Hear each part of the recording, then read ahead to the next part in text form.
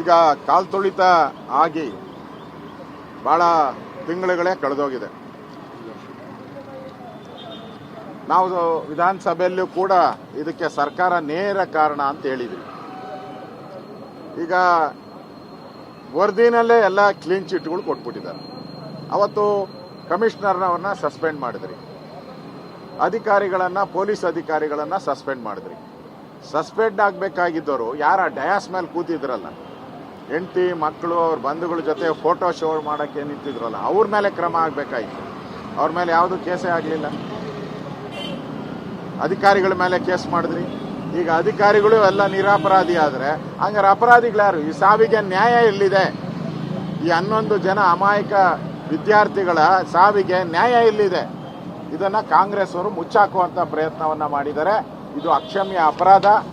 ಇದು ಮುಂದೆ ನಮ್ಮ ಸರ್ಕಾರ ಬಂದರೆ ಇದನ್ನ 100% CBI ತನಿಖೆಗೆ ಕೊಡ್ತೀರಿ. ಯಾರ್ಯಾರು ಭಾಗಿಯಾಗಿದ್ರು, ಯಾರ್ಯಾರು ಫೋನ್ ಕಾಲ್ ಮಾಡಿದ್ರು, ಯಾರ್ಯಾರು 2 ಕಡೆ ಫಂಕ್ಷನ್ ಮಾಡೋಕ್ಕೆ ಅವಕಾಶ ಮಾಡಿಕೊಟ್ರು, ಡ್ಯಾಶ್ ಮೇಲೆ ಗವರ್ನರ್ ಇದ್ದ ಡ್ಯಾಶ್ ಮೇಲೆ ಲಿಮಿಟೆಡ್ 10 ಜನದ ಮೇಲೆ ಎಕ್ಸ್ಟ್ರಾ ಇರಂಗಿಲ್ಲ, ಅಲ್ಲಿ 200 ಜನ ಹೆಂಗೆ ಕೊಟ್ಟರು, IAS ಅಧಿಕಾರಿಗಳೆಲ್ಲ ಡ್ಯಾಶ್ ಮೇಲೆ ಇದ್ರಲ್ಲ, ಯಾರನ್ನ ಒಬ್ಬರ ಮೇಲೆ ಕ್ರಮ ಆಗಿದೆಯಾ? ಮೊಮ್ಮಕ್ಕಳು ಅದು ಡ್ಯಾಶ್ ಮೇಲೆ ಮಕ್ಕಳು ಮೊಮ್ಮಕ್ಕಳು ಎಲ್ಲ ಬಂದು ನಿಂತಿದ್ರಲ್ಲ, ಅವ್ರಿಗೇನು ಪ್ರೋಟೋಕಾಲ್ ಇದೆಯಾ? ಪ್ರೋಟೋಕಾಲ್ ಇಲ್ಲದೆ ಬಂದಿದ್ದವ್ರಿಗೆ ಏನು ಕ್ರಮ ಇಲ್ಲ. ಪೊಲೀಸರ ಮೇಲೆ ಕ್ರಮ ಆಗಿ ಇವಾಗ ಕಣ್ಣೊರೆಸತೆ ಮಾಡಿ ಅವ್ರ ಮೇಲೂ ವಾಪಸ್ ತೆಗೆದಿದ್ದೀರ. ಅಂದರೆ ಈ 11 ಜನ ಸಾವು ಆಯ್ತಲ್ಲ, ಕಾರಣನೇ ಇಲ್ಲ, ಯಾರು ಕಾರಣ ಅಲ್ಲ ಅಂತ ಸರ್ಕಾರ ಹೇಳಕ್ಕೆ ಹೊರಟಿದೆ. ಇದು ನಾಡಿನ ಜನತೆಗೆ, ಅದರಲ್ಲೂ ಯುವ ಜನತೆಗೆ ಮಾಡಿದಂಥ ದ್ರೋಹ. ಇದು ಕಾಂಗ್ರೆಸ್ ಅವರ ದ್ರೋಹ. ಇದನ್ನ ರಾಜ್ಯದ ಜನ ಯಾವುದೇ ಕಾರಣಕ್ಕೂ ಕ್ಷಮಿಸಲ್ಲ. ಈಗ ಕಾಲ್ ತುಳಿತ ಆಗಿ ಬಹಳ ತಿಂಗಳುಗಳೇ ಕಳೆದೋಗಿದೆ.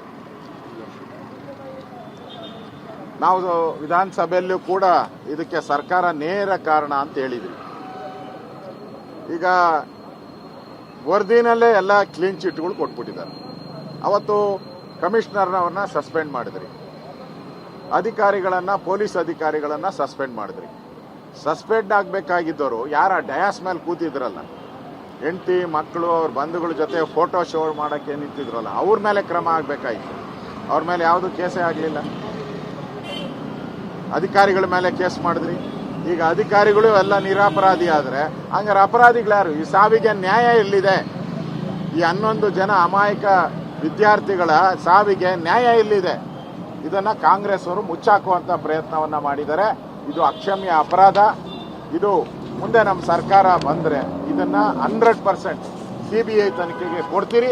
ಯಾರ್ಯಾರು ಭಾಗಿಯಾಗಿದ್ರು, ಯಾರ್ಯಾರು ಫೋನ್ ಕಾಲ್ ಮಾಡಿದ್ರು, ಯಾರ್ಯಾರು 2 ಕಡೆ ಫಂಕ್ಷನ್ ಮಾಡೋಕ್ಕೆ ಅವಕಾಶ ಮಾಡಿಕೊಟ್ರು, ಡ್ಯಾಶ್ ಮೇಲೆ ಗವರ್ನರ್ ಇದ್ದ ಡ್ಯಾಶ್ ಮೇಲೆ ಲಿಮಿಟೆಡ್ 10 ಜನದ ಮೇಲೆ ಎಕ್ಸ್ಟ್ರಾ ಇರಂಗಿಲ್ಲ, ಅಲ್ಲಿ 200 ಜನ ಹೆಂಗೆ ಕೊಟ್ಟರು, IAS ಅಧಿಕಾರಿಗಳೆಲ್ಲ ಡ್ಯಾಶ್ ಮೇಲೆ ಇದ್ರಲ್ಲ, ಯಾರನ್ನ ಒಬ್ಬರ ಮೇಲೆ ಕ್ರಮ ಆಗಿದೆಯಾ? ಮೊಮ್ಮಕ್ಕಳು ಅದು ಡ್ಯಾಶ್ ಮೇಲೆ ಮಕ್ಕಳು ಮೊಮ್ಮಕ್ಕಳು ಎಲ್ಲ ಬಂದು ನಿಂತಿದ್ರಲ್ಲ, ಅವ್ರಿಗೇನು ಪ್ರೋಟೋಕಾಲ್ ಇದೆಯಾ? ಪ್ರೋಟೋಕಾಲ್ ಇಲ್ಲದೆ ಬಂದಿದ್ದವ್ರಿಗೆ ಏನು ಕ್ರಮ ಇಲ್ಲ. ಪೊಲೀಸರ ಮೇಲೆ ಕ್ರಮ ಆಗಿ ಇವಾಗ ಕಣ್ಣೊರೆಸತೆ ಮಾಡಿ ಅವ್ರ ಮೇಲೂ ವಾಪಸ್ ತೆಗೆದಿದ್ದೀರ. ಅಂದರೆ ಈ 11 ಜನ ಸಾವು ಆಯ್ತಲ್ಲ, ಕಾರಣನೇ ಇಲ್ಲ, ಯಾರು ಕಾರಣ ಅಲ್ಲ ಅಂತ ಸರ್ಕಾರ ಹೇಳಕ್ಕೆ ಹೊರಟಿದೆ. ಇದು ನಾಡಿನ ಜನತೆಗೆ, ಅದರಲ್ಲೂ ಯುವ ಜನತೆಗೆ ಮಾಡಿದಂಥ ದ್ರೋಹ. ಇದು ಕಾಂಗ್ರೆಸ್ ಅವರ ದ್ರೋಹ. ಇದನ್ನ ರಾಜ್ಯದ ಜನ ಯಾವುದೇ ಕಾರಣಕ್ಕೂ ಕ್ಷಮಿಸಲ್ಲ.